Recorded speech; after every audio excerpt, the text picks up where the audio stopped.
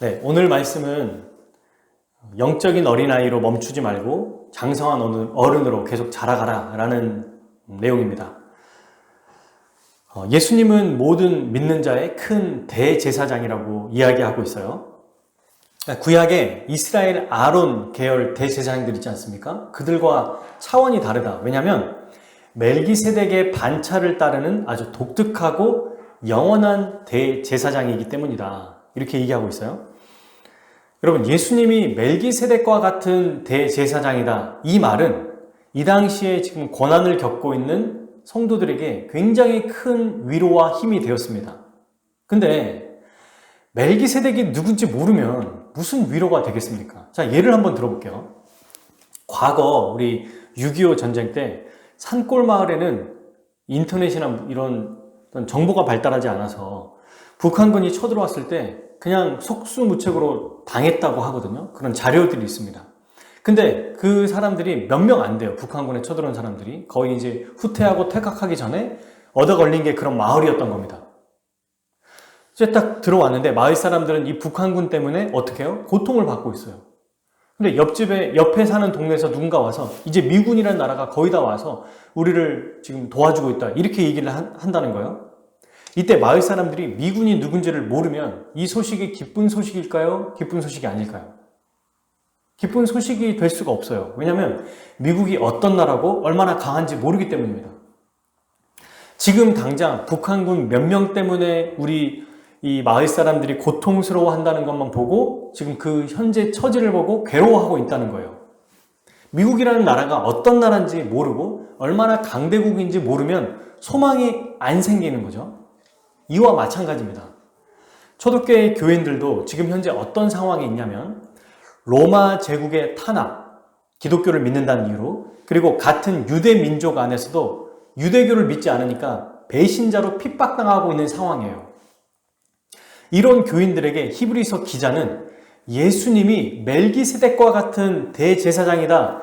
이거를 알면 지금 너희가 겪고 있는 이 고통과 어려움을 이겨낼 수 있는 힘이 생긴다 라고 해서 지금 이걸 전하고 있는 거거든요.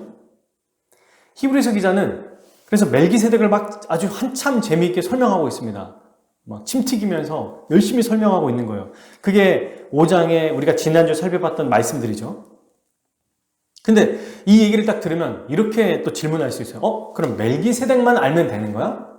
이렇게 단순하게 생각하지 말아야 돼요. 왜냐하면 여러분, 멜기세덱은 그 자체로도 중요하지만 멜기세덱이 상징하는 게 있어요. 그건 뭐냐면 뒤에 나오지만 다소 복잡해 보이고 어려워 보이는 성경의 내용과 의미들을 이야기합니다.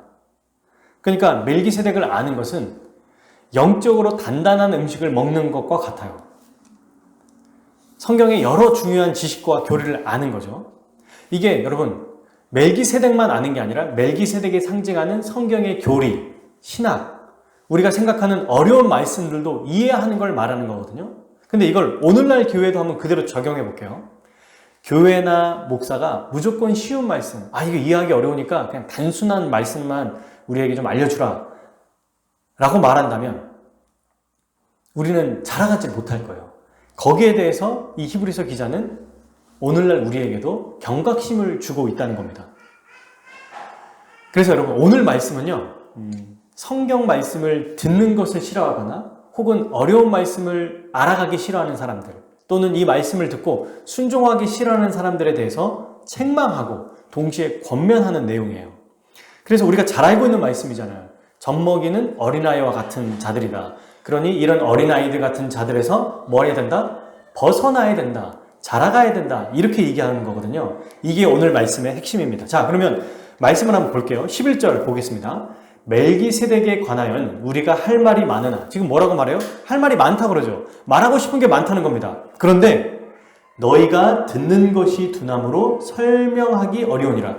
지금 저자는 10절까지 예수님이 멜기세덱과 같은 대제사장이심을 아주 신나게 설명하다가 갑자기 딱 멈추는 거예요. 아니 근데 잠깐만, 너희들 지금 멜기세덱에 대해서 모르잖아. 근데 이게 다 무슨 소용이지? 이 말을 하고 있는 거예요. 11절에. 10절에서도 보십시오. 하나님께 멜기세덱의 반차를 따른 대제사장이라 칭함을 받으셨느니라 막 이렇게 열심히 설명하다가, 아니 근데 너희들 멜기세덱이 뭔지 모르잖아. 이게 대체 무슨 소용이지? 이렇게 얘기하고 있는 거예요. 설교를 막 하다가 중간에 잠깐만, 못 알아듣잖아 지금 이거. 이렇게 하고 있다는 겁니다. 왜냐하면 멜기세덱에 대해서 알아가는 게 예수님에 대해서 깊이 알아가는 하나의 과정이거든요. 그래서 중요한 내용인데 무슨 말인지 못 알아듣고 있다는 걸 딱 깨닫고 이 저자가 한탄하는 거예요. 할 말이 많은데 너희가 듣는 것이 두나무로 설명하기가 어렵다. 지금 이렇게 얘기하고 있습니다. 설명하는 것을 멈췄다는 거예요. 왜요? 말씀 자체에 문제가 있는 게 아니고 듣는 자에게 문제가 있기 때문입니다. 여기서 우리말로 두나무로 라고 되어 있는 이 단어는요, 헬라어 성경을 보면 무디다, 게으르다, 무기력하다 이런 의미거든요. 그러니까 듣는 것이 둔하다 이 말은 듣는 일에 게으르다, 듣는 것을 싫어한다 이런 뜻입니다. 말씀을 제대로 듣지 않는다 이런 의미라는 거거든요. 근데 재밌는 게 이 시제가 있어요. 과거, 현재, 미래라고 하는 헬라어는 어떤 시제를 뜻하거든요. 근데 완료 시제로 되어 있습니다. 이게 뭐냐면 처음부터 이들이 둔하게 된 게 아니라 어느 시점에서 둔하게 되고 있다는 것을 설명하는 거예요. 그러니까 이 편지를 받은 1세대 교인들은 복음을 듣고 어느 정도 성장하다가 어느 순간 딱 멈췄다는 겁니다. 너희가 듣는 것이 둔하다. 어느 순간 듣다가 멈춰버렸다. 듣기를 싫어한다. 듣지 않으려고 한다. 이렇게 지금 얘기하고 있어요. 그럼 여기서 듣는다는 게 이 히브리서 말씀에서 듣는다고 하는 게 무슨 의미일까요? 세 가지 의미를 담고 있거든요. 첫 번째는 말씀 자체를 듣는 걸 말해요. 그러니까 이거는 말씀을 즐겨 듣고 시간을 내서 듣는 것을 말하는 거죠. 그러니까 듣는 것을 즐겨한다, 듣는 것이 너희가 아주 둔하지 않다. 이 말은 말씀을 아주 잘 듣는다 이런 뜻인데 지금 여기서는 뭐라고 말해요? 듣는 것이 둔하다. 이 말은 말씀 자체를 듣기 싫어한다. 이 얘기예요. 두 번째, 그럼 듣는 것만을 지금 보고 있는 거예요. 듣는다라는 말은 또 어떤 뜻이 있느냐면 지적으로 잘 이해하는 것을 의미합니다. 그러니까 말씀을 들을 때 생각하고 이해하는 것을 말하는 거예요. 여러분, 우리가 보통 저도 어렸을 때 그랬었는데요. 그냥 좋아하는 성경 구절 몇 개 있잖아요. 예를 들면 히브리서의 제일 유명한 말씀이 우리가 지난주에 살펴봤던 5장, 4장 12절일까요? 지지난주에? 하나님의 말씀은 살아있고 활력이 있어 좌우의 날선 어떤 검보다 예리하며 혼과 연과 및 관절과 골수를 찔러 쪼개기까지 하며 또 마음의 생각과 뜻을 판단하나니. 그래서 성경 말씀, 이 말씀이 앞뒤 문맥과 어떻게 연결되고 무슨 의미를 담고 있는지 생각을 하기 싫어한다는 거예요. 지적으로 이해하는 걸 별로 안 좋아합니다. 그래서 저도 어렸을 때 중요한 단어 혹은 좋아하는 거 몇 개만 딱 뽑아가지고 그것만 생각하며 살아갔어요. 그럼 어떤 현상이 벌어지냐면 굉장히 삶이 빈곤해집니다.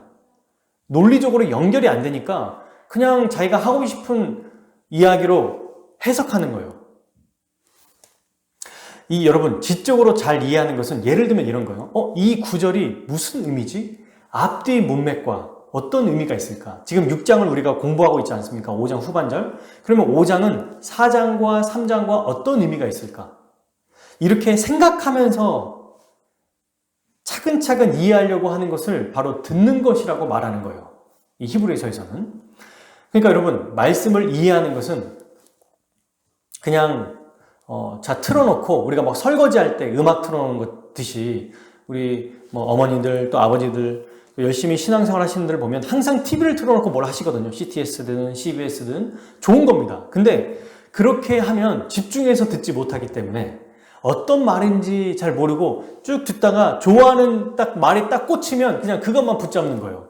이렇게 하면 자라가지 못한다고 얘기하고 있어요. 이거는 제대로 듣는 것이 아니다 라고 얘기하고 있는 거거든요. 그래서 여러분, 오늘날 저도 제가 경험했던 건데 잘 듣기 위해서는 본문 한 구절이 아니라 성경 각 권을 전체적으로 잘 이해해야 됩니다. 구약의 레위기 말씀을 알아야 되고요. 특정한 말씀 아는 거 말고 전체를 알아야 되고 우리가 잘 접하지 않은 아모스, 나훔, 미가 이런 말씀들을 잘 이해해야 된다는 거예요. 신약 성경에는 뭐가 있을까요? 로마서나 특히 이 히브리서는 많이 다루지 않잖아요. 그러면 이 말씀을 잘 이해할 수 있도록 노력해야 됩니다. 특별히 요한계시록도 마찬가지죠. 이걸 하려면 뭐가 필요할까요? 지적인 능력이 필요해요. 생각을 해야 된다는 겁니다. 근데 여기서 오해하지 말아야 될 것은 지적은 능력이라고 해서 공부를 많이 해야 된다거나 똑똑해야 된다는 것을 말하는 게 아닙니다. 여러분, 하나님은 우리에게 성경을 주셨죠. 그 말은 뭐예요? 하나님의 말씀을 이해할 수 있도록 언어로 주셨어요. 이해할 수 있게 하셨어요. 하나님 우리를 사랑하신다면 우리가 말씀을 들을 때 이해할 수 있도록 쉽게 쓰신 겁니다. 그러니 어떤 누구도 말씀을 차근차근 서서히 체계적으로 듣고 이해하려고 노력하면 다 이해할 수 있어요. 안 하려고 해서 문제인 겁니다. 따져보고 질문하는 과정을 겪으면 누구든지 말씀을 잘 이해할 수 있거든요. 근데 이게 훈련이 안 된 겁니다.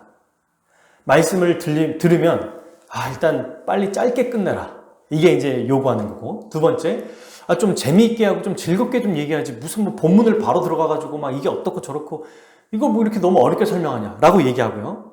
또 듣는 훈련이 안 돼 있으니까 자꾸 딴 생각이 드는 거예요. 이러면 잘 들릴까요? 들리지 않을까요? 들리지 않습니다.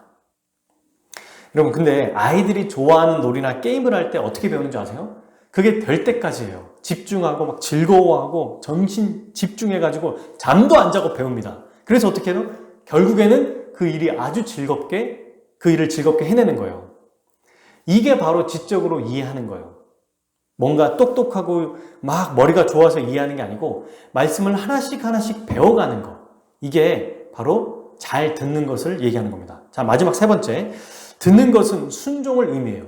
그냥 귀로 듣는 것만이 아니라 말씀이 순종으로 나타나야 진짜 제대로 듣는 것이거든요. 4장 5장에서 이 히브리서 저자가 계속 뭘 강조했습니까? 광야 이스라엘은 하나님의 말씀을 들었지만 뭐 했다? 순종하지 않았다. 왜? 마음이 완고해졌기 때문에. 그래서 그들은 말씀을 들었지만 순종하지 않아서 하나님께 뭘 받았어요? 심판을 받았어요. 그래서 하나님은 그들이 실제로 하나님께서 모세를 통해서 계속 말씀하셨잖아요. 근데 하나님은 뭐라고 말씀하셨냐면 너희는 내 말을 듣지 않았다. 들은 적이 없다라고 얘기했어요. 들었어요, 분명히. 근데 순종하지 않았거든요. 그것을 듣는 것과 연결하신 겁니다.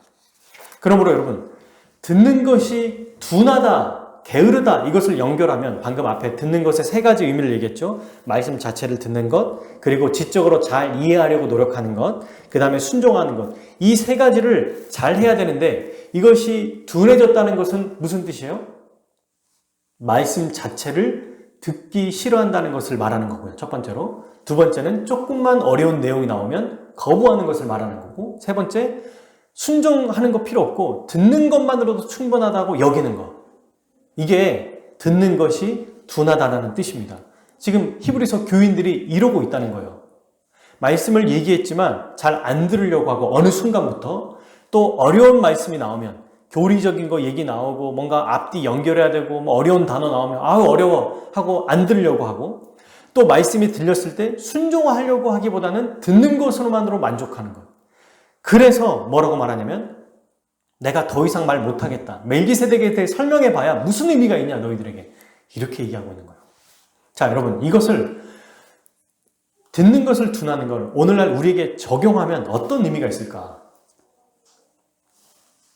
마찬가지로 한 세 가지로 생각해 볼 수 있겠죠. 첫 번째, 예배 때 설교 시간이 짧은 것을 미덕이라고 여깁니다. 조금만 길어져도 싫어하죠. 그리고 설교가 유머가 없거나 재미가 없거나 현대 어떤 지금 돌아가는 상황에 대해서 설명하지 않으면 저 목사는 시대에 뒤떨어졌네. 왜 이렇게 고리타분해? 이렇게 생각합니다. 본문 얘기를 딱 시작하면은, 그러니까 여러분 이런 거 경험한 적이 있으신가요? 제가 우리 어르신들 모시고 이런 말 하기가 좀 너무 민망한데요. 청년 시절에 저도 이 말씀에 대해서 진지하게 태도를 갖추지 않았을 때는 목사님이 책 얘기를 꺼내거나 아니면 영화 얘기를 꺼내거나 드라마 얘기를 꺼내면 너무 재밌는 거예요. 그 말씀 듣고 막 재밌게 듣다가, 그런데 갑자기 자 오늘 본문 말씀을 보십시오 하면은 그때부터 이제 재미있는 거 다 끝났네. 이제 지루해지겠네. 이런 마음으로 말씀을 들었거든요.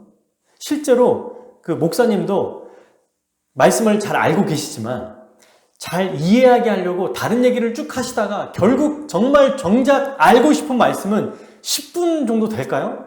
그것도 못 들었던 것 같아요. 본문 얘기를 하면 그때부터 따분해지기 시작하는 거예요. 그럼 여러분, 교회에서 무슨 얘기를 해야 되죠? 설교 시간에 성경 말고 무슨 얘기를 해야 됩니까? 예를 들면 좋아하는 가수의 콘서트를 왔습니다. 근데 그 가수가 노래를 안 불러요. 책 얘기를 하고 막 좋아하는 영화 얘기하고 얼마 전에 있었던 일만 하고 끝납니다. 그러면 생각해보세요. 환불해달라고 난리가 나죠. 의사에게 수술 받으려고 왔는데 의사가 노래를 하는, 운동하고 막 자기 뭐 근육 생겼다고 막 자랑합니다. 이러면 우리가 그 의사에게 수술을 받겠습니까? 그렇죠?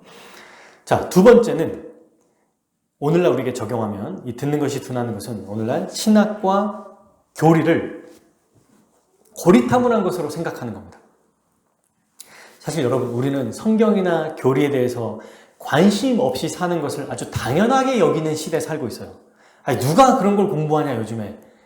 마음이 중요해. 나는 예수님 사랑해. 이러면 되는 거예요. 나는 예수님 그분을 사랑하고 교회 신앙생활 열심히 해 라고 말하는데, 여러분 정말 하나님을 사랑하는 건 하나님에 대해서 알아가는 거거든요. 근데 아는 거와 상관없이 그냥 자기 기준으로 자기 열심으로 살아가는 겁니다.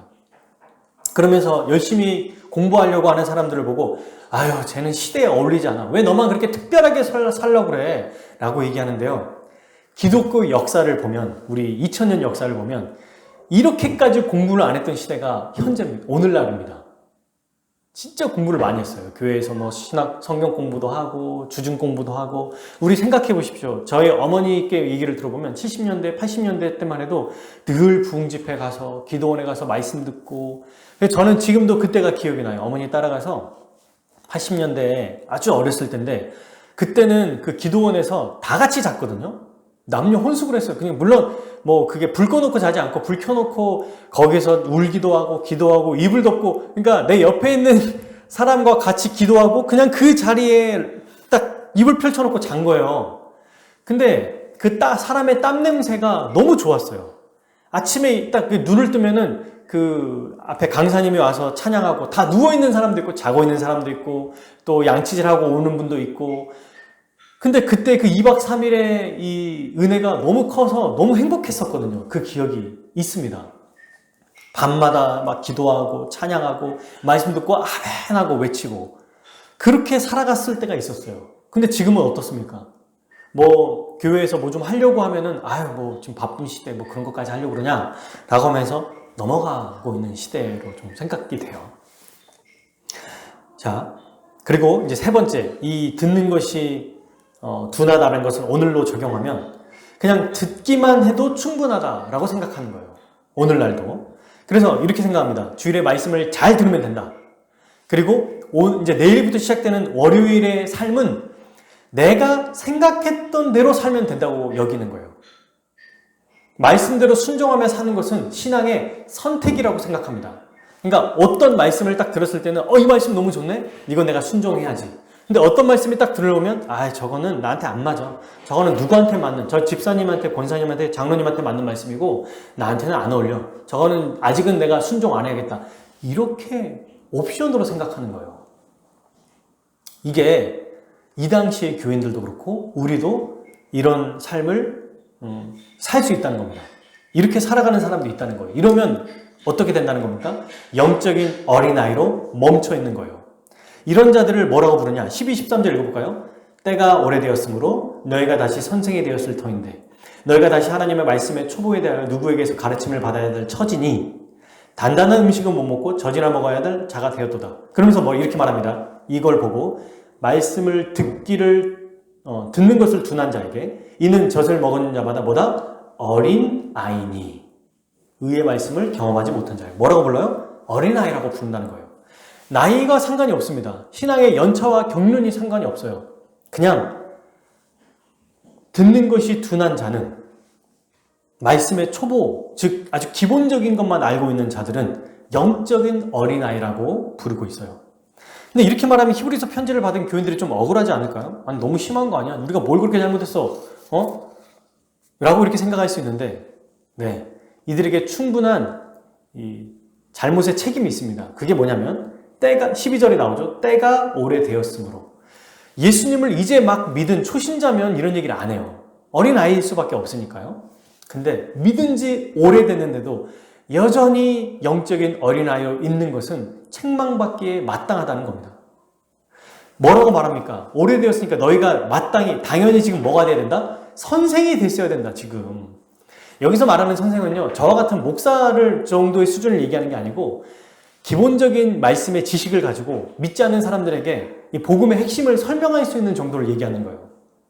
그러니까 다른 신자들, 다른 성도들에게 복음의 내용을 가르칠 수 있어야 된다는 겁니다. 히브리서는 이런 내용이야, 로마서는 이런 내용이야, 이렇게 누가 질문하면 말씀에 대해서 잘 가르칠 수 있어야 된다는 거예요. 근데 지금 어떤 처지에 있어요? 지금 너희가 하나님의 말씀의 초보로 머물러 있다. 이 말씀의 초보는요, 기초를 얘기하거든요.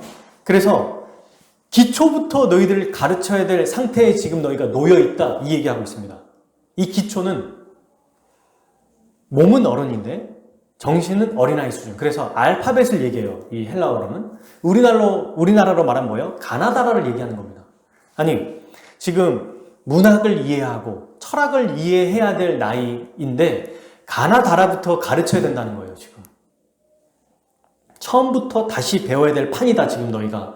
어린아이가 돼버렸다. 단단한 음식은 못 먹고 젖이나 먹어야 될 자가 된 거다. 여러분, 모유, 어머니 젖이 나오는 모유나 분유는요, 어때요? 이가 없어도 그냥 물로 돼 있으니까 꿀꺽꿀꺽 삼키면 되거든요. 반면에 단단한 음식은요, 오래 씹어야 됩니다. 오랫동안 어물어물 거려야 돼요. 이가 나야 됩니다. 어떤 게 영양가가 더 많을까요? 어떤 게 더 많을까요? 당연히 단단한 음식이 영양가가 많습니다. 물론 갓 태어난 아기는 엄마의 모유가 가장 좋겠죠. 하지만 여러분, 1년이 지나고 2년이 지나고 5년이 지나고 10년이 지나고 20년이 지났다고 생각해 보세요. 근데 여전히 모유를 먹는다? 그러면 이 사람은 영양실조에 걸려서 죽었거나 거의 죽을 지경에 놓여 있을 거예요. 단백질을 섭취해야 됩니다. 나이가 이제 장성하면. 고기를 먹어야 되고요. 생선을 먹어야 돼요. 또 여러 가지 채소를 먹어야 됩니다. 몇 년이 지났는데도 혹은 몇십 년이 지났는데도 여전히 갓난 아이가 먹는 음식만 먹는다면 어때요? 정상이 아니에요. 우리가 일반적으로도 우리 어린아이를 보지 않습니까? 제 아들도 딱 보면은 살아있어요. 이 아이가 분유를 지금도 가끔 먹긴 하는데 계속 분유만 먹는다. 그러면 이제 가장 큰 고민이 들 겁니다. 왜? 어린아이도 생명체이기 때문에 계속 성장하고 발전해 나가거든요. 근데 계속 분유만 먹게 되면 어떨까요? 성장하지 않아요. 성장의 증거가 나타나지 않게 됩니다. 그럼 그때부터 이제 문제가 생기는 거죠. 영적인 삶에도 마찬가지입니다. 전혀 자라나지 않으면 아주 큰 비극이라는 거예요. 여러분, 근데 제가 이 말씀을 연구하면서 알게 된 게 있습니다. 아, 영적인 어린아이로 딱 머무는 건요, 상태를 유지하는 게 아니라 오히려 퇴보하고 후퇴하는 것이라는 겁니다. 지금 그렇게 얘기하고 있어요. 왜요? 영적인 어린아이로 머무는 것은 계속해서 이 세상의 문화를 더 받아들이고 세상의 가치관을 따라가게 될 수밖에 없기 때문에 그래요. 기본을 유지하는 게 아니에요. 더 도태되는 겁니다. 이런 자들은 13절, 의의 말씀을 경험하지 못한 자라고 얘기해요. 의의 말씀이 뭘까요? 하나님의 거룩한 말씀이잖아요. 그러니까 이것은 두 가지를 포함해요. 여기서 의의 말씀은 지적인 성경의 내용과 그리고 그 말씀대로 순종해서 체험하는 행위까지 포함해요. 무슨 말이냐면 그러니까 알고 경험하는 것까지 말하는 거예요. 이것을 어린아이는 모른다는 겁니다. 지적인 내용도 모르고 그리고 그 말씀대로 순종하며 살아간 체험도 모른다는 거예요. 우리 성도님들은 아마 아실 겁니다. 여러분, 지적으로 아는 것 이상으로 순종할 때 알아가는 게 있어요. 그냥 계속 설명해서 말씀으로 아는 믿음의 영역이 있지만 실제로 신앙생활을 오래 하신 우리 믿음의 선배님들을 보면 순종할 때 알아가는 이 믿음의 영역이라는 게 있습니다. 그거는 순종해야만 아는 거예요. 순종해야만 터득하는 거예요. 고난 중에 어려움 속에서 그리스도를 붙잡고 그 말씀대로 살아가려고 하는 그 시간에 연차가 쌓일수록 더 깊어지는 거예요. 이거는 연차가 어린 사람들, 저 같은 사람들은 아직 잘 모릅니다. 근데 말씀대로 순종한 자들은, 경험해 본 자들은 알아요. 체득해서 알아요. 이게 하나님의 은혜가 뭔지를. 하지만 영적인 어린아이는 이거를 모른다는 거예요. 왜? 경험해 본 적이 없으니까. 들어본 적도 없고 그 듣는 대로 순종해 본 적이 없기 때문에 그렇습니다. 왜 여러분 이렇게 영적인 어린아이가 됐을까요? 이렇게 영적인 어린아이가 된 것은 앞에 얘기한 것처럼 크게 두 가지 이유가 있어요. 첫 번째는 이 세상에 더 많은 관심을 갖고 있기 때문입니다. 교회 왔는데도 내일 뭐 해야 되고, 다음 달에 뭐 해야 되고, 또 내가 직장에서 뭐 해야 되고, 집 문제는 어떻게 할 거며, 부동산 문제는 어떻게 할 건지, 여기에 대해서 더 관심이 많은 겁니다. 얼마 전에 대선을 치렀잖아요. 어떤 당을 내가 더 선호하는지 그 당에 대해서 뭐 기대하기도 하고 염려하기도 하고 하면서 정치에 대해서 너무 많은 관심을 갖는 거, 또 우리 청년들은 이성에 대한 이 관심을 너무 과도하게 갖는 거, 우리 어른들은요 자녀들에 대한 앞으로의 공부, 그 다음에 또 노후 준비, 또 건강한 삶을 위해서 어떻게 해야 되는지, 현재 살고 있는 집과 앞으로 살아가야 될 집을 어떻게 또 준비해야 되는지, 여기에 너무 많이 몰두해 있어요. 이게 다 중요해요. 필요하지 않다는 게 아니에요. 근데 이게 말씀을 듣는 것보다 더 중요하게 여겨져서 주일 예배 때에도 그 생각을 하고 있다는 겁니다. 이러면 문제가 생기는 거지 않겠어요? 이따 끝나고 맛집은 어떤 맛집을 가고, 다음 주에는 어디 여행 가고, 이번에는 못 갔으니까 어디 가고, 이게 머릿속에 온통 있다고 생각해 보십시오. 그러면 끝이 없어요. 말씀을 배우고 살아가는 것이 관심이나 가겠습니까? 다른 것에 더 관심을 가질 수밖에 없어요. 영적인 영양분을 받을 수가 없어요. 당연히 자라갈 수도 없습니다.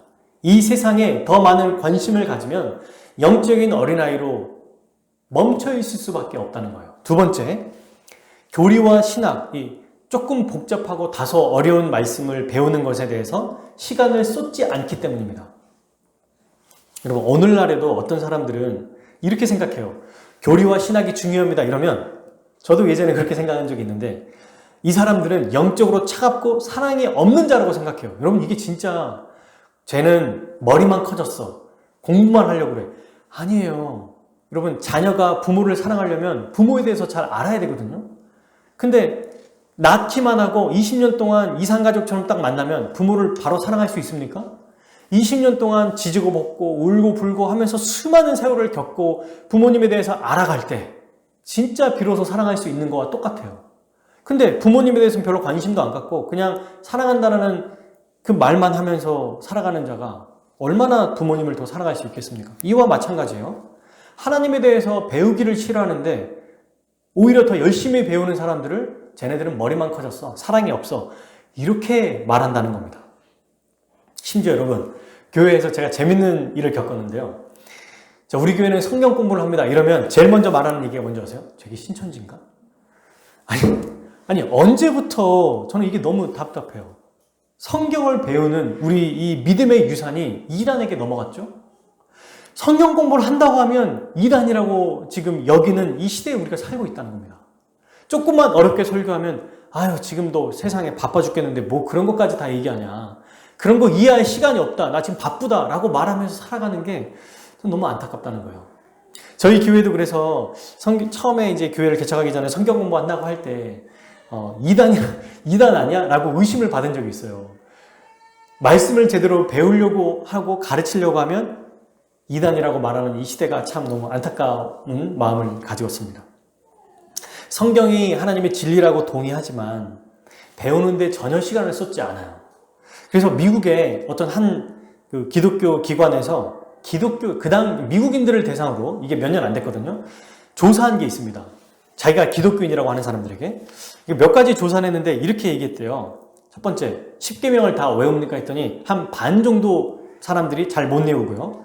두 번째, 성경에서 아주 기본적인 용어거든요. 의롭다함이 무슨 뜻이냐, 칭의가 뭐냐, 이걸 한번 설명해 보라고 했더니 대다수가 설명을 못했다는 거예요. 그리고 바울이 쓴 로마서 내용이 무엇입니까? 라고 물어봤대요. 대답을 못했다는 겁니다. 그리고 이제 이걸 한번 질문했다는 거예요. 자, 성경에 이 얘기가 있나요? 이렇게 질문한 거예요. 하나님은 스스로 돕는 자를 돕는다, 이게 성경에 있습니까? 라고 했을 때 이 질문에 80% 정도 되는 사람이 그렇습니다, 그런 질문이 성경에 있습니다, 꼭 그런 말은 아니어도 그런 비슷한 내용이 있습니다 라고 대답했다는 거예요. 근데 여러분, 이 말은요, 미국의 벤자민 프랭클린이라고 하는 사람이 한 말이에요. 벤자민 프랭클린은 미국 100달러 지폐에 나와 있는 유명한 정치인이거든요. 성경에 이 말이 나와 있는 게 아니에요. 그래서 이 여론조사했던 미국의 이 조지 갤럽이라고 하는 이 매체에서 오늘날의 상황을 이렇게 요약합니다. 한마디로. 성경과 근본 교리, 역사적 기독교에 대한 지식이 눈에 띄게 오늘날은 결핍되어 있다. 믿음을 피상적으로 생각하고 더불어 많은 사람들은 자기가 무엇을 믿는지 그리고 왜 믿는지 알지 못하며 신앙생활을 하고 있다. 이렇게 요약했다는 거예요. 여러분, 이게 우리와 적용하면 우리는 어떤지를 한번 생각해 봐야 됩니다. 무엇을 기준으로 내 자신이 영적인 어린아이인지 아니면 영적인 어른인지 판단하고 있나요? 성경 말씀을 지적으로 얼만큼 알고 있는지로 판단하십니까? 아니면 외적인 어떤 열심의 모습으로 판단하십니까? 나는 교회에 지금 몇 년 다녔다. 우리 가족은 몇 대째 기독교 집안이다. 나는 교회의 생리, 그러니까 교회의 생활과 이 성격을 너무 잘 알고 있다. 교회의 삶이 너무 숙달돼서 매우 자연스럽다. 교회 활동을 많이 한다. 여러분들 이거는 외적인 거거든요. 이걸로는 알 수가 없습니다. 이것으로는 영적인 어린아이인지 어른인지 구분할 수 없어요. 오히려 뭘로 구분해야 되냐면 성경에 나와 있는 것처럼 말씀을 듣는 일에 둔하지 않는가? 둔하지 않고 예민하고 적극적인가? 이걸 보고 판단해야 된다는 겁니다. 그러니까 말씀을 듣는 것에 예민하고 적극적이다는 말은 반대인 거죠. 아까 앞에 설명한 거랑 듣기를 즐거워하고 즐겨하는 것을 얘기하는 거예요. 그리고 두 번째는 어려운 말씀, 교리와 신학도 잘 이해하고 있는가, 잘 이해하려고 노력하는가. 그리고 세 번째, 이 말씀대로 살아가고 있는가. 이걸 보고 내가 영적인 어린아이인지 어른인지 판단해야 된다는 것입니다. 왜 영적인 어린아이가 문제일까요? 여러분, 어린아이를 한번 생각해 보세요. 어린아이는 자기에게 어떤 일이 딱 닥치면은 그 상황을 어떻게 대처해야 될지 모릅니다. 왜냐하면 이해력이 없기 때문이거든요. 그리고 그걸 너무 크게 생각해요. 과도하게 생각해서 그것 때문에 괴로워합니다. 별게 아닌데 그냥 그거 하나 때문에 조금만 잘못돼도 마치 이 세상이 끝난 것처럼 절망하는 거예요. 어린아이는. 그리고 그 걱정 때문에 다른 아무리 좋은 것들이 있고 막 옆에서 부모님이 좋은 얘기를 하고 막 얘기를 해도 위로나 위안을 찾지 못해요. 이해력이 없고 성숙하지 못하니까 그냥 막 울기만 하고 무서워하고 괴로워해요. 공포에 사로잡혀서 바르게 판단할 수가 없습니다. 어린아이가. 영적인 어린아이도 똑같아요. 살아가다가 어떤 어려운 일이 닥치거나 상황이 딱 악화됐을 때 어떻게 반응해요? 평소에는 훌륭한 신자 같은데 갑자기 이 상황이 어려워지면은 언제 믿음이 있었냐는 듯이 무너지는 분들이 있습니다. 믿음에 기대고 말씀에 기대지 않고 믿음을 전혀 발휘하지 못해요. 평소에는 너무 훌륭한 분인 거예요. 교회도 열심히 나오고 뭐 수요예배, 금요기도회, 또 철야 수많은 것들을 하지만 실제 본인의 삶에서 혹은 가정 안에서 부모와 자녀가 어려운 일이 딱 생기면 그 상황 자체에 희생양이 돼버려요. 실망스러운 일, 좌절스러운 일들이 발생할 때 그냥 거기에 속수무책으로 당한다는 것입니다. 죽음이 임박할 때도 불신자와 똑같이 반응한다는 거예요. 여러분, 그러면 이 신앙이 무슨 우리에게 의미가 있을까요? 우리에게 정말 큰 가치가 있을까요? 불신자와 똑같은 모습이라면 우리가 이렇게 신앙생활을 열심히 하는 이유가 무엇일까 생각해 볼 필요가 있겠죠. 이런 자들은요, 결국에 자기도 모르게 영적인 침체에 휩싸입니다. 영적으로 멈춰있기 때문에 자기가 지금 죽어가고 있는 것도 몰라요. 여러분, 나무에서 가진 하나 딱 떼놓으면 그 순간에는 살아있는 것처럼 보이지만 떨어져 나오는 순간 이미 죽어가고 있는 거거든요. 이와 마찬가지라는 겁니다. 자, 그러면 이제 정말 중요한 얘기를 해야겠죠, 이제부터. 이런 영적인 어린아이에서 벗어나기 위해서 어떻게 해야 될까요? 오늘 말씀이 그걸 얘기하고 있습니다. 5장 14절부터 6장 2절까지 한번 읽어볼게요. 시작. 단단한 음식은 장성한 자의 것이니 그들은 그러므로 우리가 그리스도의 도의 초보를 버리고 죽은 행실을 회개함과 대한 신앙과 세례들과 안수와 죽은 자의 부활과 영원한 심판에 관한 교훈의 터를 다시 닦지 말고 어떻게 완전한 대로 나아갈지니라. 아멘. 한마디로 말하면 무슨 얘기예요? 단단한 음식을 먹는 영적인 장성한 어른이 되라. 이렇게 지금 얘기하고 있어요. 단단한 음식 14절. 이거는 뭘까요? 이해하려고 애쓰는 거. 머리를 쓰려고 하는 거. 고민하면서 말씀을 배우려고 하는 거. 이게 바로 단단한 음식을 먹는 거거든요. 근데 이 단단한 음식은 누가 먹냐면 장성한 자들, 자라난 자들, 어른이 먹는다고 얘기해요. 그죠? 단단한 음식은 누구의 것이다? 장성한 자의 것이니. 여러분 여기서 장성한 자라고 할 때 장성의 뜻은요. 지속적인 습관으로 성장한 자라는 뜻을 가지고 있어요. 습관을 가져서 지속적으로 조금씩 이 습관을 통해서 자라가는 자를 말합니다. 그러니까 끊임없이 말씀을 듣는 습관이 길러졌고 길들이고 또 들음으로 이 듣는 말씀을 지속적으로 실천해서 자라간 자를 장성한 자라고 말하는 거예요. 음식을 여러분 한 끼 먹는다고 갑자기 몸무게가 확 늘어나거나 키가 확 크지 않죠. 이 영적인 장성함도 똑같아요. 한순간에 이루어지지 않습니다. 긴 시간이 필요해요. 긴 시간을 통해서 성장하는 겁니다. 보십시오. 신앙에 연륜이 있는 우리 어른 성도님들은 잘 이해하실 거예요. 제가 어떤 얘기인지. 신앙생활을 하다 보면 항상 좋은 게 있지 않잖아요. 실패하기도 하고 어려움이 걷기도 하고 나락에 빠지기도 하고. 근데 그럴 때마다 어때요? 기도하면서 부흥회를 통해서 주일 예배를 통해서 성도들을 통해서 다시 주님을 바라봅니다. 다시 기도합니다. 그리고 다시 힘을 얻어요. 그리고 일어나요. 그러다가 또 다시 실패하고 어려움을 겪어요. 또 다시 일어나요. 근데 그게 이전보다 조금씩 나아지는 거예요. 예전에는 여기에 내가 확 넘어졌다면 지금은 한 10번 넘어질 걸 7번만 넘어지고 시간이 갈수록 조금씩 이겨내가는 모습을 스스로 알고 있습니다. 그죠? 이게 바로 장성한 자로 자라가는 거예요. 시간이 필요합니다. 근데 여러분 이런 장성한 자들은요 실제로 자기가 말씀에 순종하면서 몸으로 이것을 체득한 자들이에요.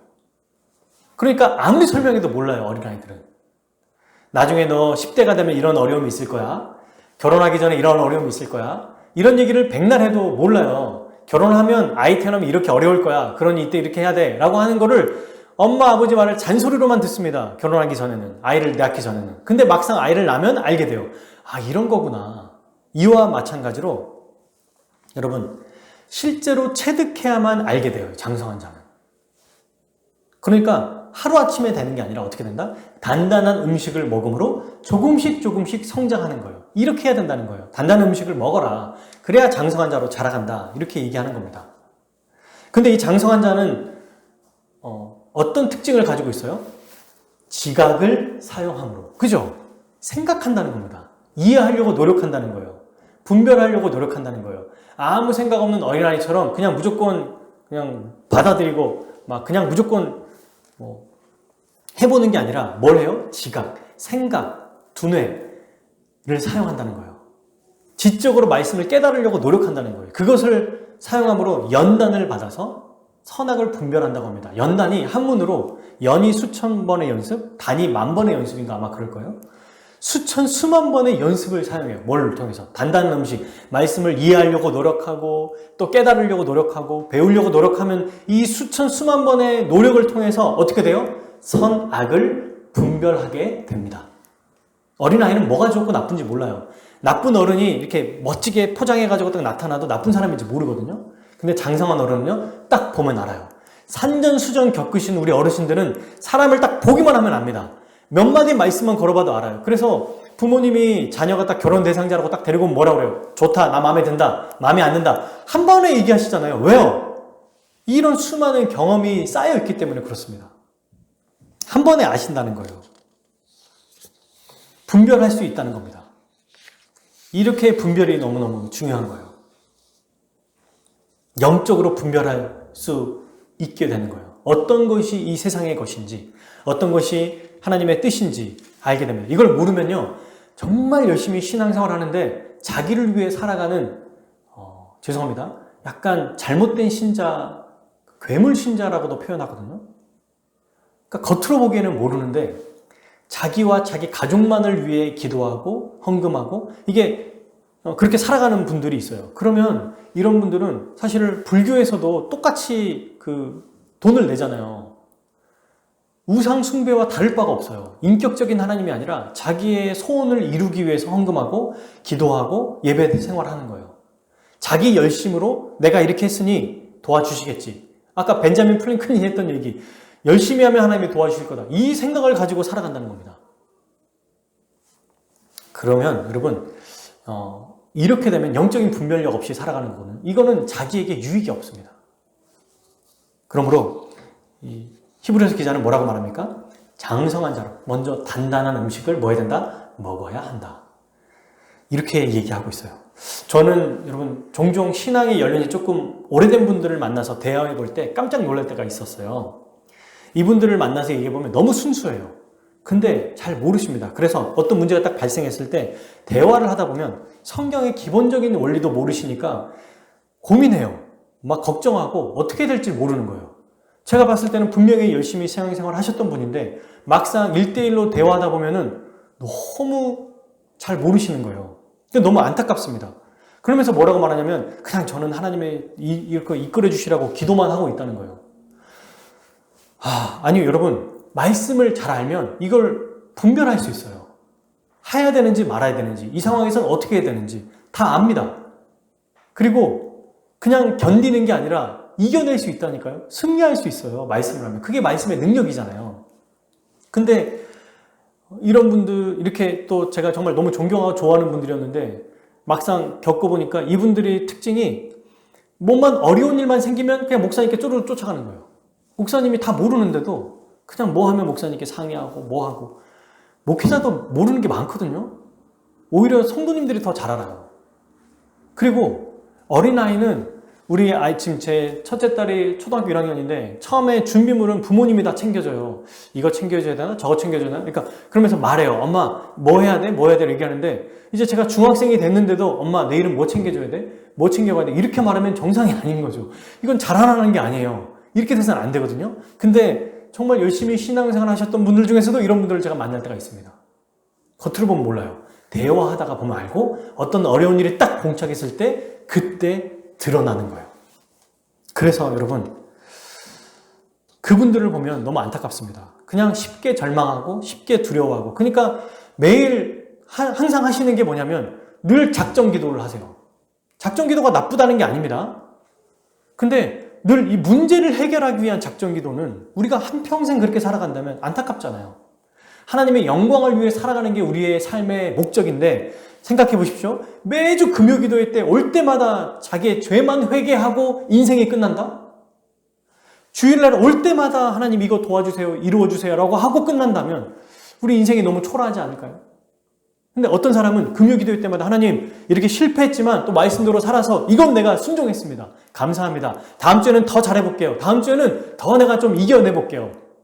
하나님, 내가 20년, 30년 동안 내 평생의 내 삶을 돌아보니 다 주님의 은혜였습니다. 그런데 그냥 죄만 해결한 게, 죄 문제만 해결해달라고 그냥 나는 죄인입니다라고만 기도한 게 아니라 주의 말씀대로 살아가려고 애썼고 노력했습니다. 이렇게 사는 게 더 멋지지 않을까요? 이게 장성한 자로 살아가는 거거든요. 어떻게 하면 이렇게 살아갈 수 있을까요? 오늘 말씀에 답이 나와 있죠? 지적인 능력을 사용하는 것. 지각을 사용하는 거예요. 생각하는 거예요. 어려운 말씀을 이해하려고 노력해야 된다는 겁니다. 쉬운 얘기, 단순한 얘기, 그런 거는 여러분 우리를 자라가지 못하게 해요. 문장과 문장이 어떻게 연결되는지 단어만 알고는 몰라요. 문장력이 뛰어나다는 거는 그 흐름을 파악할 수 있다는 거잖아요. 어른이 되려면, 장성한 어른이 되는 것은 바로 그런 것입니다. 시간이 많이 필요한가요? 이 분별력이 생기는 방법에 대해서 아주 정말 훌륭한 미국의 영국이네요. 돌아가신 분인데 마틴 로이드 존스라는 목사님이 이 분별력에 대해서 이렇게 얘기했어요. 첫 번째, 친절한 사람이 아무리 잘 웃으면, 목사에 대해서 얘기하는 거거든요. 목회자가 설교단에서 아무리 친절하게 잘 웃으면서 회중들의 기분을 맞춰주고 또 그들을 기쁘게 할지라도 그가 무슨 내용을 가르치는지 질문해 보아야 한다. 두 번째, 그가 아무리 매력적이고 착하고 훌륭한 사람일지라도 그가 전하는 교리가 무엇이고 그가 지금 말하고 있는 이 말하는 것이 무엇인지 질문해 보아야 한다. 이렇게 두 가지를 얘기했어요. 그러면서 이 얘기를 더 덧붙입니다. 오늘날의 많은 성도들은 이때 이분이 1900년 초반 분이시거든요. 벌써 거의 100년 가까이 됐는데 그때도 이 얘기를 하고 있어요. 오늘날 성도들은 그 당시 성도들이죠. 100년 전에 웃는 얼굴로 쉽게 현혹된다. 목사의 태도와 그의 행동을 보고 그 말씀을 그대로 받아들인다라는 거예요. 이것에 대해서 나는 우려를 토한다.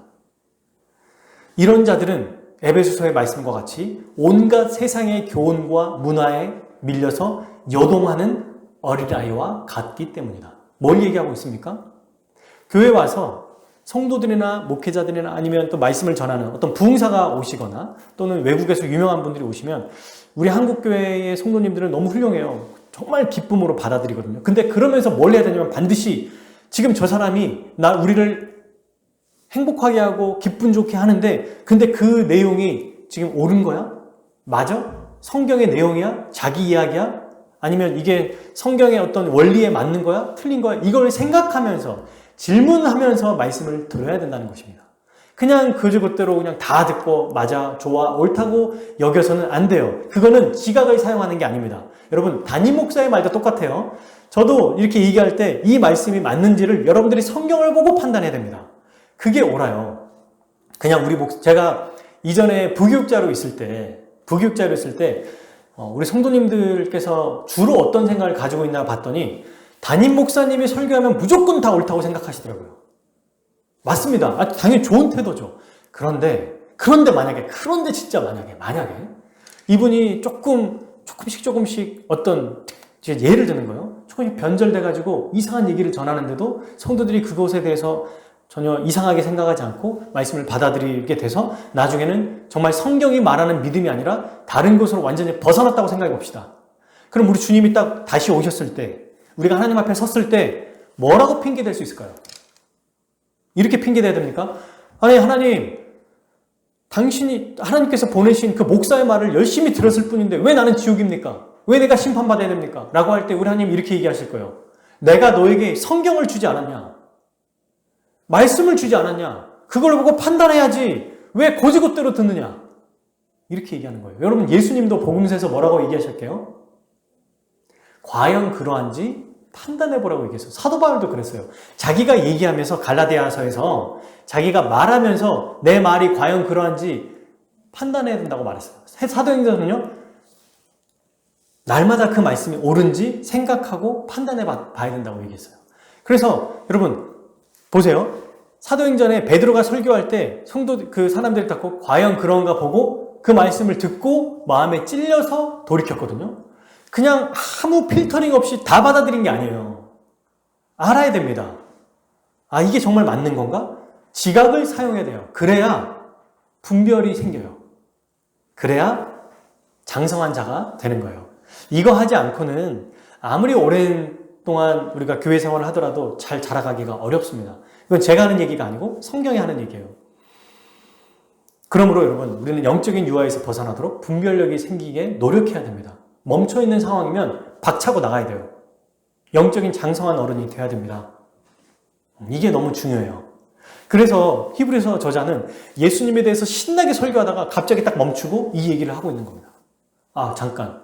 근데 너희들 이 말 무슨 말인지 못 알아듣지? 이거 못 알아들으면 장성한 어른으로 못 자랄 텐데? 영적으로 어린아이가 될 텐데? 그러면 무슨 의미가 있지? 다시 정신 차려야 돼.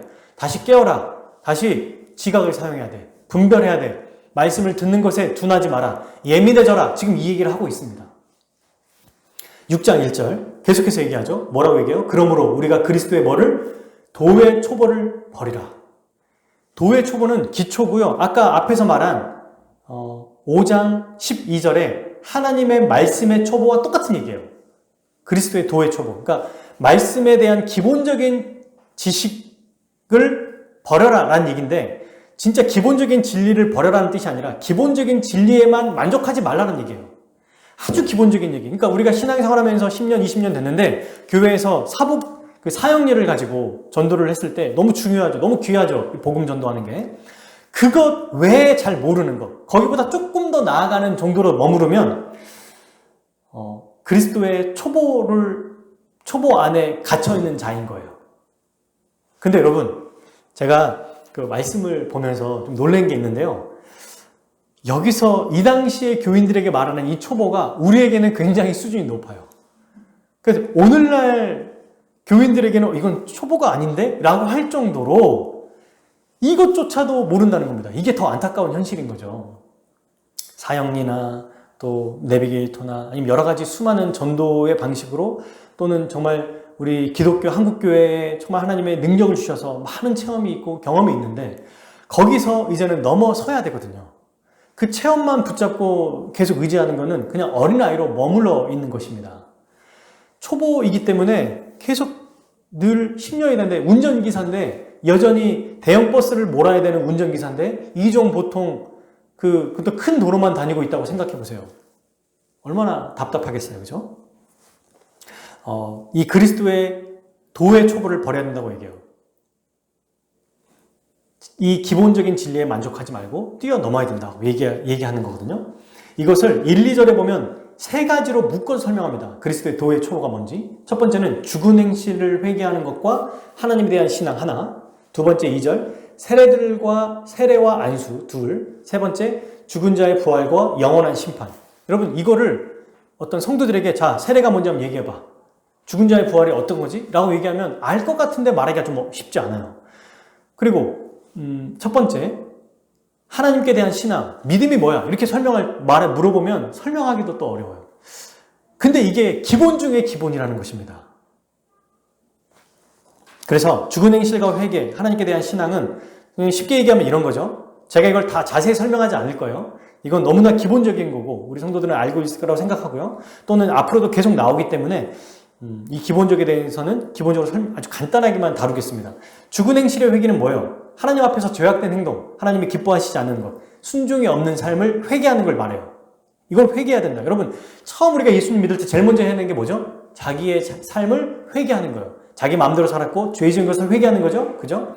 그러면서 동시에 뭐 합니까? 하나님에 대한 신앙, 즉 하나님을 믿어야 되는 거예요. 회개와 믿음이 같이 가는 겁니다. 믿음은 반드시 회개와 동전의 양면과 같아요. 믿기만 할 수도 없고 회개하기만 하지 못해요. 회개와 믿음은 동시에 같이 가는 거예요.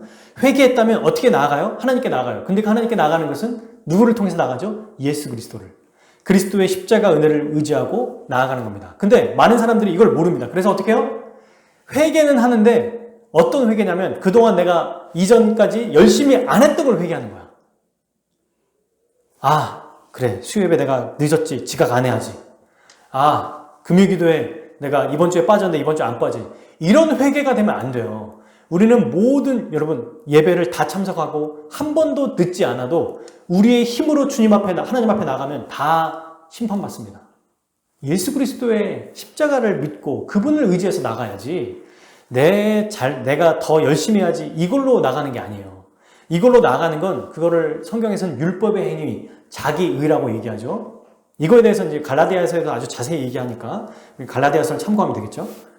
그래서 회개와 믿음은 자기의 노력을 의지하는 게 아니라 누구를 의지한다? 예수 그리스도의 피 묻은 십자가를 의지하며 나아가는 것을 얘기한다. 날마다 나가는 거예요. 두 번째, 세례와 안수는 세례는 뭐 하는 거예요? 우리는 지금 오늘날 장로교는 성부와 성자와 성령 이름으로 세례를 준다면서 물로 약식으로 머리에 이렇게 뿌리는데 이 당시 초대교회 때는 세례를 어떻게 줬냐면 물속에 잠기게 했어요. 아예. 침례교가 지금 그렇게 하잖아요. 제가 캄보디아에 선교를 한번 간 적이 있는데 교회 성도님들이랑 그때 그 선교사님이 처음 이제 성도들을 그 세례 주는 그 시간을 가졌어요. 우리가 올 때까지 기다렸고 같이 축하해 주기 위해서 갔거든요. 근데 거기에 캄보디아에 보면은 이제 강이 있거든요. 그 강에서 한 허리 정도 차는 데까지 간 다음에 우리 보고 자꾸 이제 그 파도가 치니까 테두리를 만들어서 파도를 좀 덜 치게 좀 만들어주라 해서 우리는 이제 몸으로 방파제 역할을 하고 그리고 이제 그 선교사님이 캄보디아 현지인에게 세례를 주는데 어떻게 하냐면 물에 지금 서 있잖아요. 거기서 코를 막고 눈을 감게 한 다음에 입을 막은 다음에 그대로 이 물속으로 집어넣다가 일으키더라고요. 이게 뭘 의미하는 걸까요? 이 세례가. 죽었다가 다시 살아나는 것을 의미합니다. 예수 그리스도로 인해서 죄가 완전히 씻김받았고 다시 새로운 존재로 거듭났다라는 걸 의미해요. 뭐 이거 가지고는 또 할 말이 많겠죠. 예를 들면 구약에 모세가 홍해를 갈랐을 때 이스라엘 백성이 홍해를 지나가는 게 이 당시에 이 홍해가 이렇게 약간의 언덕으로 보인대요. 그래서 홍해를 건넌 사람들이 처음 이제 건너서 오는 사람들을 보면은 같이 그 물에서 갑자기 올라온 사람처럼 보인답니다. 언덕을 이렇게 올라오니까. 이게 뭐예요? 죽었다가 살아난 걸 보여주는 거예요. 이 모세의 홍해는 뭘 얘기합니까? 예수 그리스도를 통해서 그분을 믿음으로 완전히 죽었던 자가 다시 살아난다. 그래서 세례는 너희가 그리스도로 인해서 죽었다가 새로운 생명을 받은 자다라는 것을 보여주는 의식이죠.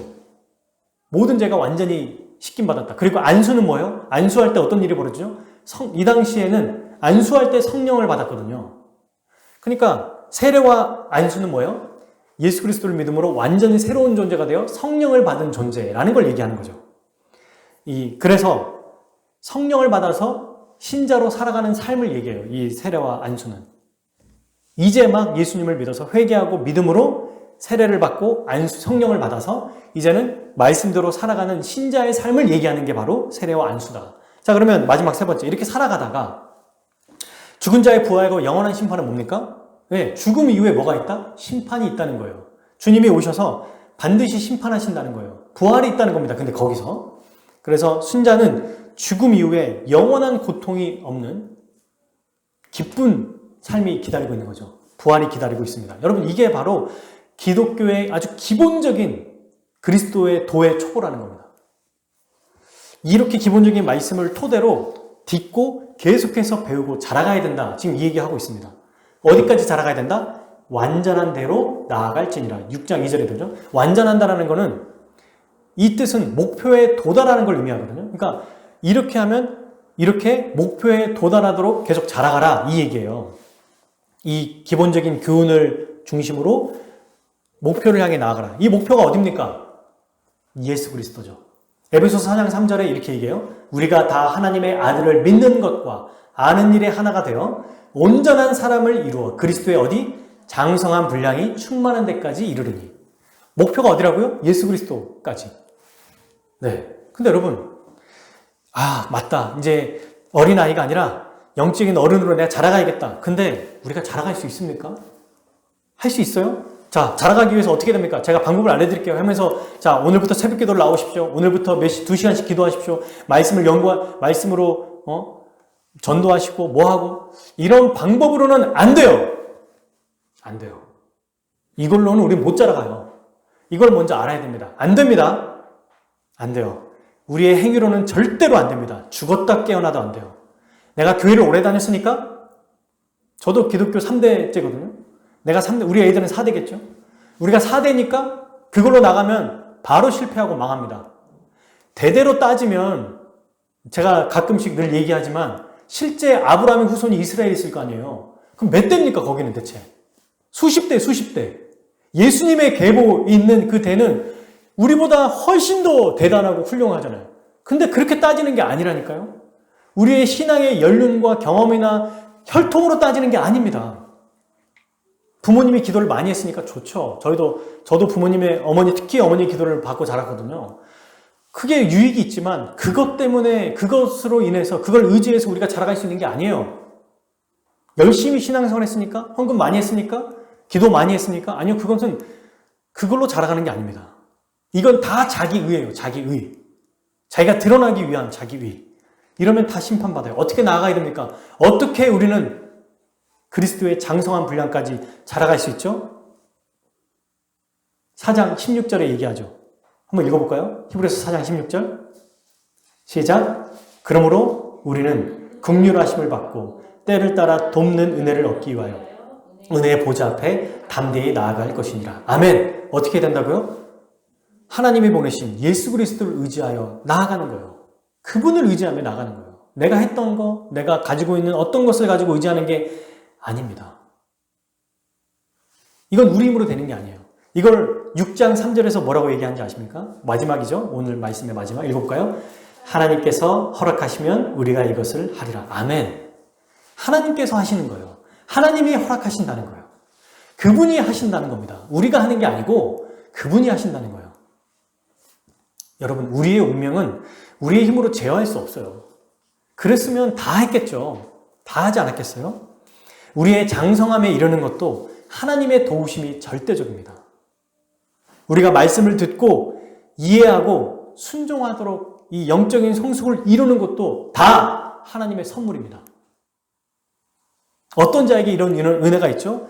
말씀을 단단한 음식을 먹으려고 애쓰는 자들, 말씀을 즐겨 듣는 자들, 어려운 말씀을 거부하지 않는 자들, 말씀대로 순종하고자 하는 마음을 가진 자들, 이런 자들에게 하나님께서 은혜를 허락하여 주신다는 거예요. 여러분, 하나님은 말씀을 거부하는 자에게 예수님을 닮아서 자라가는 그때까지 자라갈 수 있도록 결코 우리를 포기하지 않으십니다. 이거를 잘할 수 있는 게 아브라함의 생애예요. 아주 정말 훌륭한 박영선 목사님이라고 하나님의 열심이라는 책을 쓰신 분이 이렇게 얘기했어요. 아브라함의 생애를 한마디로, 아브라함이 믿음의 조상이 된 것은 그가 믿음이 있어서가 아니라 하나님이 아브라함의 멱살을 잡고 질질 끌고 와서 끝까지 데려왔기 때문이다. 하나님의 능력 때문이라는 거예요. 하나님이 믿음을 주셔서 보게 하셔서 믿게 하시고 믿음을 주셔서 믿음이 생긴 거거든요. 이게 우리의 신앙생활이라는 겁니다. 우리 힘으로 할 수 있는 게 아니에요. 빨리 돌이켜야 됩니다. 내가 뭔가를 열심히 한다고 되는 게 아니에요. 그럼 우리가 열심히 하는 건 의미가 없습니까? 아니요, 의미가 있죠. 빚진 자로서 감사함으로 하는 것이지 뭔가를 이루기 위해서 조건으로 하는 것이 아니에요. 우리 신앙생활은. 그래서 불교에서 자주 제가 하는 얘기가 있잖아요. 불교에서 열심히 도를 닦다가 말씀을 듣고 회심한 분이 한 얘기거든요. 자기네는 평생을 해야 득도하는 건데, 득도하는 걸 수십 년을 거쳐야 되는데, 기독교는 처음부터 이미 득도로 시작한다는 거예요. 무슨 말입니까? 불교는 수십 년 동안 자기가 자기를 비우고 또 신과 합의를 돼야 돼서 막 그런 수많은 고행들이 있는데, 기독교는 처음부터 예수님을 주심으로 시작한다는 거예요. 이미 다 받은 자로 시작한다는 거예요. 그때 완전히 자기가 그동안 했던 이 모든 것들이 의미 없고 또 회심하게 된 그 과정이라는 얘기를 제가 들은 적이 있거든요. 기독교, 그리스도인, 주님이 하나님께서 우리에게 주신 은혜는 너가 열심히 해, 그러면 거기에 맞게 줄게 라는 게 아니에요. 다 주셨어요. 어떻게? 그리스도를 내어주심으로. 로마서 8장에 나오죠. 아들을 내어주시니까 어찌하여 다른 것을 아끼지 않겠느냐. 악한 자라도 좋은 것을 줄 줄 알거든. 하물며 너희 아버지께서 너희에게 구하는 자에게 좋은 것을 주지 않겠느냐. 이 어리석은 자들아, 믿음이 없는 자들아, 이렇게 얘기하고 있어요. 걱정하지 마라. 뭔가 열심히 안 하면 이번 주에 하나님이 나를 안 도와주겠지. 역시 내가 이렇게 아픈 이유가 있었어. 우리 자녀가 왜 안 되는지 내가 알았어. 맞아. 이번 주에 내가 헌금을 안 했어. 안 했고, 이번에 교사하기로 했는데 교사 안 하고, 좀 애들 열심히 연구 안 해갖고, 말씀 준비하는 아이들 가르쳐야 되는데, 보통 교사들은 그런 거 해보잖아요. 저도 교사를 10년 했는데, 준비를 잘 안 해가고, 직전에 할 때가 있거든요. 그래서 막 말로 때울 때가 있습니다. 그것 때문에 이번 주에 일이 안 풀리네. 이러면 안 돼요. 이건 다 하나님의 방법이 아닙니다. 다 주셨어요. 그리스도를 통해서. 그리고 그분이 우리의 영적인 신앙을 이루어 가실 겁니다. 아멘. 이걸 믿는 게 믿음이죠. 이게 그러니까 복음이잖아요. 이게 복된 소식 아니에요? 아니, 이렇게 어려운 거를 네가 해라 이러면 이게 왜 복된 소식이에요? 기쁜 소식이 아니에요. 저주받을 소식이지. 근데 복음입니다. 복음이에요. 왜요? 예수 그리스도가 우리를 위해 모든 것을 다 하셨기 때문에. 그걸 그냥 거저 우리에게 주신 거예요. 그것을 거부하지만 않으면, 그걸 받아들이기만 하면 성령께서 우리의 마음속에 역사하셔서 영적인 어른으로 살아가게 하실 겁니다. 마음을 열면 말씀이 들리게 하시고요. 또 말씀을 즐겁게 하시고 들을 때 깨닫게 하세요. 그건 우리 힘으로 하는 게 아니에요. 성령께서 하시는 거죠. 그래서 단단한 음식을 먹는, 지각을 사용하는, 분별하는 자의 아주 하나님이 기뻐하시는 영적인 어른이 될 것입니다. 그러므로 사랑하는 여러분, 말씀을 이제 맺겠습니다.